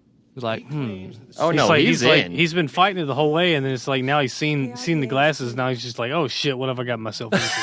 I'm gonna protect myself from these motherfuckers as much as I can. I'm See, not. He's not. He's not. He's not. Look this at how lady. small that gun He looks. at doesn't his trust hand. everybody. He doesn't That's trust anybody. comical. How tall do you think Keith David is? He's probably taller than I am. No, how tall? I think he's I'm like, 6'3". let's guess, 6'3"? I'd say 6'2", 6'3". Yeah. 6'2". Okay, I'll give you 6'2". I'll do 6'1". I'll say 6'3". He's because I guarantee you, Roddy Piper is probably not a tall guy. Rowdy's probably 6 foot. 6'2". Okay, 6'2". Rowdy, what do you think? I think Rowdy's 6 foot even. So 6'2" is Keith David. I'd agree with 6 foot. I say he's 6 foot. Yeah. I say 5'10" to 6 foot. Say 6 even. He's like, oh, you fucking tried to kill 6 me. even. Yeah, dog. I think Aaron starts to. He looks these up beforehand because he knows we're going to talk about His track record is pretty on point with height. Yeah, 6 foot is a good wrestling height. Yeah, most wrestlers aren't. See that how tall. her eyes don't look Except for natural? fucking Her Hulk. eyes don't look natural at all because of the makeup. No, that's her fucking eyes, and it's crazy. Like, Good for her. good for her. Her eyes are like They're like oceans. mesmerizing. Like I get lost in her eyes. Oh shit! Now she's dead. Very strange that she shows up, and then right behind her Yeah. are the Gestapo Yeah, stormtroopers. has he looked at her with the glasses yet? Not yet. Oh. Oh no, he did. Yeah, That- when he was that- in her. that scene right there of like the rows of people walking in, like that's what you were talking about earlier about like stormtroopers. Yeah. and, like you see that in I mean, go back to the fucking in that the Holocaust when they just lined up people and well, just absolutely, fucking but shot them. like that was a reference also in like any of the Simon Pegg movies, like in at World's End, like that was a big thing. Like all the, and even Doctor Who, like you see it in that kind of. Yeah. It's weird. Like John Carpenter is like melded into that British cinema kind of thing. Like these kind of scenes have been shown, like where like the jackboots walk in. Yeah. And they just show up all of a sudden, and it's just a big line of them, and they're marching. See, she doesn't. He did look at her. She isn't an alien, but it's with the glasses. Yeah. That's why he jumped in her car earlier because he was like, Oh, because he looked at her and he was like, I don't know what's going on, but I know you're not one of them. So, but she works at the big TV station. It's almost like a V for Vendetta kind of thing there. Well, she works at the big TV network that they think that the signal has been being broadcast from. Yeah. So she's Questionable. not an alien, but she's she's in the upper echelon, so she's questionable. exactly. Yeah, She's a pet. She's a puppet. Yeah, exactly. She may be a puppet. They haven't told us, the audience, that yet, but it's pretty obvious. I love it when people shoot guns a good like that shot. one-handed. Well, that whole scene, like that guy falling off, was like 3 or 4 different shots, and you can milk it for a couple of seconds. I love it. Oh yeah. Especially if you film it from Like you different angles. you shoot him shooting, and then you shoot him getting shot, and then him falling halfway, and then him falling the rest of the way from a different angle. Yeah. like Hey, use our old trusty Internet Firearms database and look up what that is that Rowdy's got right there because it's so weird. It's got like Internet Movie F. It looks modified. Internet DB. movie firearms. IMFDB. Yeah. FA. Well, it almost because it's got that side handle. It's weird. Yeah, I just want to know what gun that is. that looks like an old. It's so weird. I don't even know what it is. Not a IMFDB. not a Kruger, but a. I know it was in GoldenEye though, because I remember playing with that thing. Well, on the yeah. I mean, it 64. looks like an almost not an AUG, but a. Oh God, what's the? I don't know. Okay, I feel like it's so- some Russian shit. Yeah, that's what I'm saying. It looks like an old Russian. Yeah, like. Because even the clip, it's a banana clip, but it loads from the side, not from underneath. That looks like an old Russian. No, it's German. It's towards the. Oh, it's German. Austrian. Okay, yeah. So the machine gun is an Heckler and Koch HK-94. Oh, old Heckler Is it- and Koch. the one with the silencer. I should have known. Old Heckler so and the Koch. side gun is an HK-94, and then the one that Keith David has is an IMI micro Uzi. It's a micro Okay, Uzi. it's They a had to give him a micro micro Uzi. Uzi. See, it was smaller than normal. It's I a was saying it looks like an Uzi, but it would look so small. I didn't know there was such a thing as a micro. Everything Uzi. they give Keith David looks like a water pistol, man. Yeah, I know. It because looked like a he's in fucking over his water- head. He's in over They're his like, head. here you go, Keith. You get He's you in get over the his head, 22, dog. bro. You get He's the in over his head. You get the 22. Rowdy's the star, so he Like, gets the. like, Yeah. like, He like gets the Keith, Heckler Keith, and Koch. Keith David is. well, now he looks like he's got a fucking No, Magnum. look, Keith David is the Hey, that's that same shit from Ghostbusters, bro. what's Kurt's name in That little thing Big he was Trouble? just using. Jack Burton. Like Keith David is the Jack Burton in this film. Yeah, with the little pistol. Yeah, in a way, yeah. Because he's like the kind of the goofy character, but he holds his own. Well, they're both fish out. I mean, of water. he's wearing the shit out of cargo pants, that's for sure. But Rowdy is a lot more confident in himself. Like, he's more confident with the weapons. He's more confident in what he's doing. Yeah. Like, they're both idiots kind of in this situation, but, like, Keith David is really the fish out of water. Yeah, because he still hasn't really wrapped So it's not his really brain quite... around. It's not really quite a... I mean, I guess it could be What's our running time? We're getting close to the end. Oh, shit. We're at the banquet. Yeah. Wait, they just showed it. Their projections by 2025. We're at the end. Last act. Cheers. I need a little something in there. They just said by the year 2025 they'll have entire control of the planet. So, guys, we have 5 years left. They're well on their way. We got 5 years left, just so y'all know. Cheers to 2025. To the end of the world. Making the best of the next 5 years. Oh, we're not. I hope we're wrong. So they got horrible security here because They're just walking in with guns. Nobody's noticed the two stinky ass homeless guys. No, like we've established, they're so comfortable in their reign that they don't have any. Like they're weak. They feel untouchable. They're inept. The hubris their of these hubris characters has made them inept. Well, because if you look, not everybody in there is aliens. Yeah, because they have their pets. They have humans that are a part of it to help them integrate into different Who's parts this guy of society. look like? He looks like Wilford Brimley. Yeah. So here's the question. Is it really? No, it looks like it. But no. Here's the question we need to get into. If you went along with this, oh, look at him! There he is. There's the homeless guy from earlier. Yeah. He's been integrated. So okay, if one of these aliens, girls, Zach, came on to you, why do you say my name? Because I hope you're listening too. I want to hear this. If you had the glasses on and like some supermodel came up to you, but she was one of those things, I'm taking them glasses. And she was like, "I want to fuck you right now."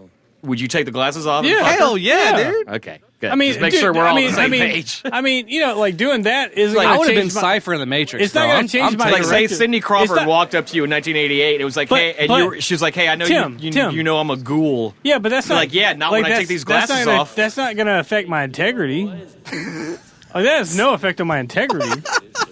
No, but you know that you're fucking an alien. Hey, yeah, man, that's fine. Hey, I'd have left Have them you glasses not on, wanted boy. the fucking alien? Like that's you don't have that, that box in your checklist you got to fill out. I've seen anime.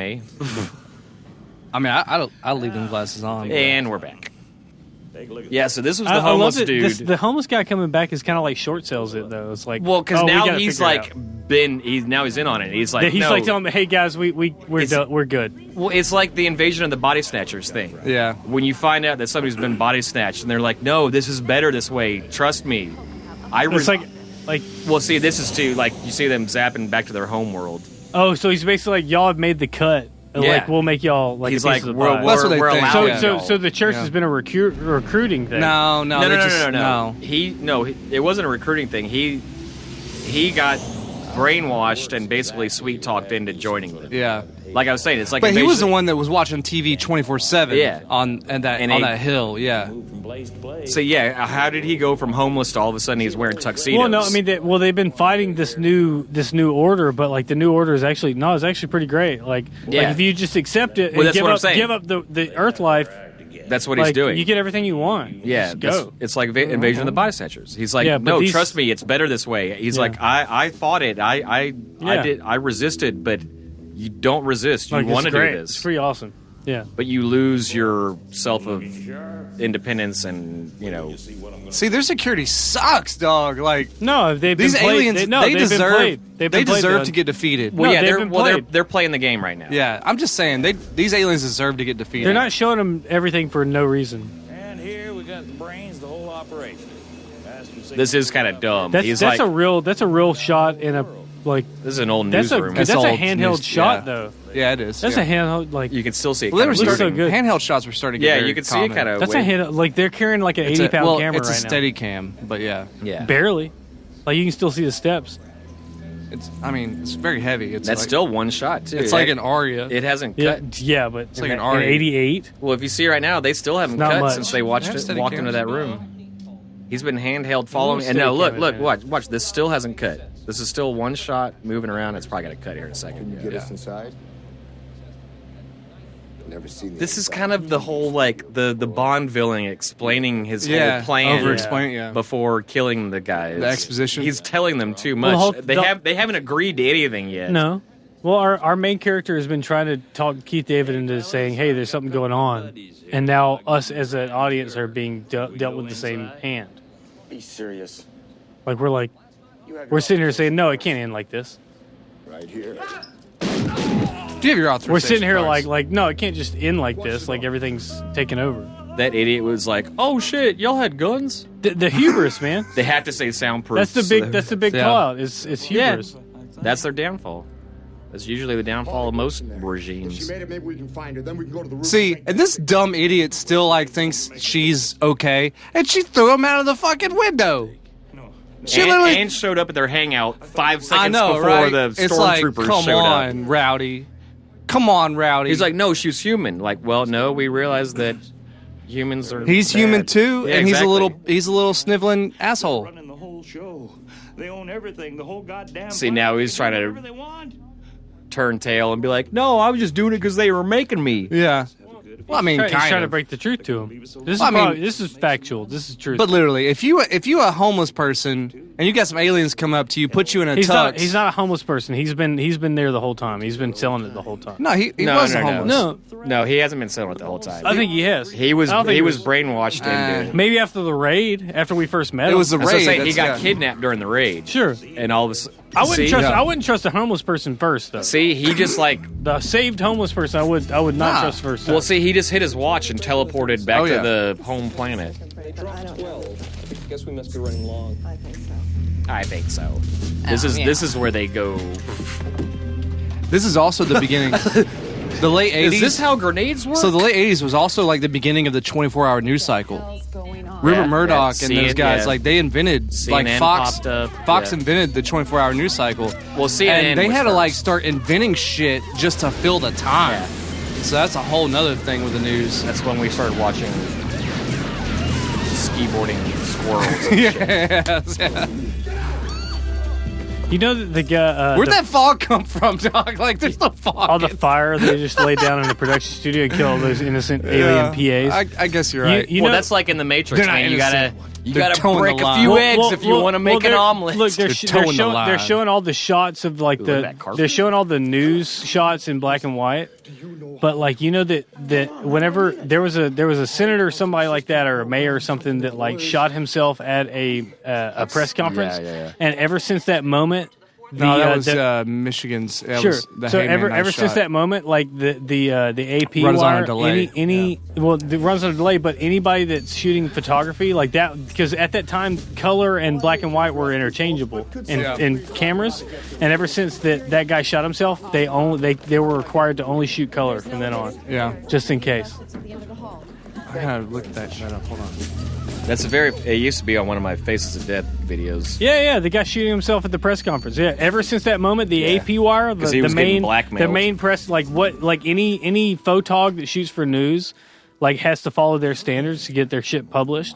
And like ever since that day, they said it's only color. Yeah. It's a fucked up that video and that was because a his transitional nose period. turns into like a water faucet. Well, up until that point, they required almost black. It was Robert Dwyer from Missouri. Yeah. So like up until that point, they preferred black and white because most newspapers were printed black and white. But 1987, which was 1 year before this movie came out. 87. Well, black and white, if somebody did that, you wouldn't see the color red and blood, which was a big deal. That's why a lot of movies can get away with if they, like Psycho. Yeah. Exactly. It's black and white, or if you change the blood color to green because it's an alien. Actually, they only see black and white, so they have black and white camo. Well, actually, black and white is, funnily enough, blood is actually more violent on black and white than it is color. Yeah. Because it's it just in our brains it makes more sense black and white because the color of blood when it's colored to the barrel is very hard to get.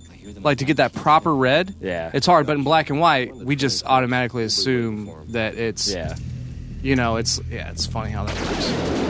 I love these that, muzzle shots. I love the cutaway to the muzzle shot. The muzzle shots. That's I'm gonna steal that in some kind of way. That's some type of way.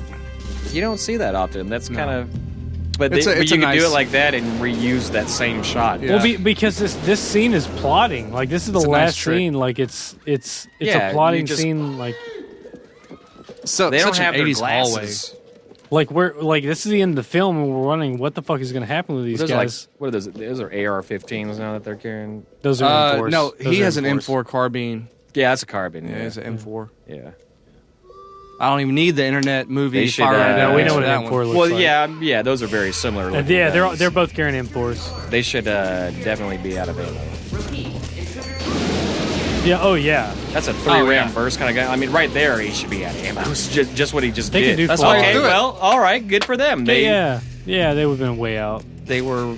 Oh damn! Oh, you killed him! You killed We Keith didn't see him David. die. Did he die? I forgot that's how that happened. I mean, Is that an he off-screen killed death? Keith David. No, that was it had on to be a screen. kill. That was been, on we didn't see screen. him dying, but you heard the gunshot. You heard the gunshot but we and saw the the gun flash. at his head. And the flash. Is that an off-screen death? You saw the flash. That's on too. screen, No, dog. John Carpenter, I'm calling you out. If you killed Keith David off screen, That's you on better screen, bro. come on and we need to talk to you. Yeah, You need to come in on an interview because you need to explain your decisions there. They We're just calling you out right now. Calling you Is out. that it? They couldn't That was afford it to for him, yeah. show his brains blow out the back of his head. Yeah, Keith David just did it. I mean, like the way they shot it and it was pointed right. Like, come on. That was good though. Like out of nowhere, at the very last bit. you're like, oh, they're about to win. You're like, fuck yeah, they're on the roof. They're about to blow the signal, and she just No walks up. fucking way. She just That's- walks yeah, up and that's him, yeah. pops him in That's the really head. effective. Yeah. Yeah. That was It's shocking. just like the it pisses muzzle. you off. Yeah, it's just like the muzzle shots. They're trying to like. That's yeah. the good thing because it pisses you off because you're like, fuck, that dude was about to march up those stairs and they were about to win, and she betrayed them. Keith David finally got it, and then he got. He got. He got got, man. He was just a good guy. So He's a good guy with Rowdy, a family Rowdy's too. got to be like, yeah, I'm not getting off this roof alive. I might His as well. forearms are so thick he can fit a 45 under the Yep. bitches. Like, Yeah. nobody saw the fucking snub nose in his forearm. He took that gun from Keith David. Damn! Yeah, look at how tiny that gun is. Look at that. That was Keith David's Wait, gun. he just got splattered. He got murked. He's he got dead murked. too. Yeah, I mean, He's yeah, got they, strafed. they just, yeah, he's Fuck, what a dark ending. done Yeah. for. But they get they break the signal. They break the broadcast. Yeah. They break the glamour. He's a martyr now. Yeah. Now everybody will see them for who they are. And I love that they didn't show him. They didn't show the bullets going across his. The Oscar winners gave a press conference. press conference. Yeah, Yeah, see, see, now everybody's seeing it. The There's way no it's- there's no glamour magic or facade anymore. It's all down. Oh, and some of the PAs that aren't aliens, they're like, "What the fuck?" So now everybody's watching TV is seeing them for real now. No They're grossed independent out. thought. None. Yeah, look at that. Everybody is the. See this See, guy. they're talking. Did you hear him talking about John He Carpenter? said, directors like George Romero and John Carpenter. Yeah. Oh hell yeah! Oh yeah, that's that last titties part. right at the Finally, end. cheers. Cheers to tits, man. Right to at the tits. end of the movie, just obligatory tit shot. Marion reproduced Wow, in the she's like, background. oh, I'm fucking an alien. Marion reproduced in the I background. forgot that's the shot God that it bless ends John on. Carpenter. All right, Aaron, Nada. you picked it. You The final shot was titties. That was great. and man. Marion reproduced. Yeah, Marion Aaron, reproduced. what was your final thoughts? Oh, that was great. You know, like I said in the very beginning of this movie, I picked this movie, but I feel like it wasn't necessarily my pick. We all would have picked this movie. Yeah. It's a great John Carpenter classic. This is the first one we did It like is- offhand, it is a- and it- we were it- all cool it- with. It is a cult classic because it didn't do very good, and it really hit its stride with VHS and then subsequently with DVDs. Naked lady. That had to be And, the girl right there at the end. Yep. Naked lady. And Not a the, big cast. The movie's great because I feel like in a lot of ways it goes back to when I was talking about the split between the surface and the subtext. The subtext is way too deep for its own good, and then the surface is like really fluffed up. You know, I love having deep ass subtext, but with a freaking WWF wrestler, and it's just a fun movie, man. It's a fun movie to watch the first time you watch it. It's a fun movie to watch the fifth time you watch it. And I would highly suggest this to anybody that you know likes John Carpenter, likes horror movies, like pop culture, you know, any of that, man. It's just a great movie for anybody. So I'll give it a cheers. Cheers. All right, Tim. Yeah, I mean, we pretty much always say the same thing on our wrap-ups. We always say, oh, this is a great movie, and we love it, and blah, blah, blah. Obviously, that's why we're here. It's relevant to the times now just as much as it was back then. Because it's John Carpenter, obviously, y'all know how big of fans we are. So this was kind of one of those ones they were like, yeah, we should have done this a long time ago. It was a fun one. It was one that we just kind of picked off the bat because we all knew we could come in and have something to talk about. And that's why we do this. We hope y'all had fun. If you're still listening to us, thank you very much for listening. Hell yeah. It's very appreciated. Zach? Yeah, so really the only thing, I mean, I've said everything I needed to say earlier. John Carpenter films, he knows how to pack in so many different set pieces into an hour and 30 minutes, and he's the master at it. He knows how to flesh out characters and flesh out films.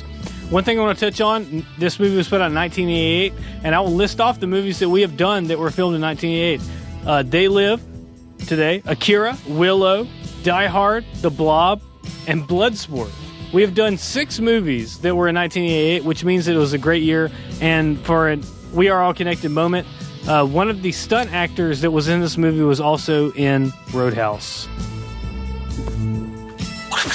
And that's all I got to say about They Live. I had a great time. That's it. Make sure you go like and subscribe everywhere you can. Like, subscribe. You know, join our groups. If you join the Patreon, you could probably get a dub. If you guys watch us on YouTube, just drop a comment. You know, that really helps out. Let us know that you know exactly what we're doing here.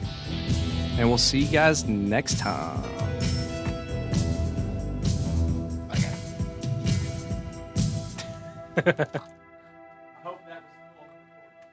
It wasn't, but it was for me.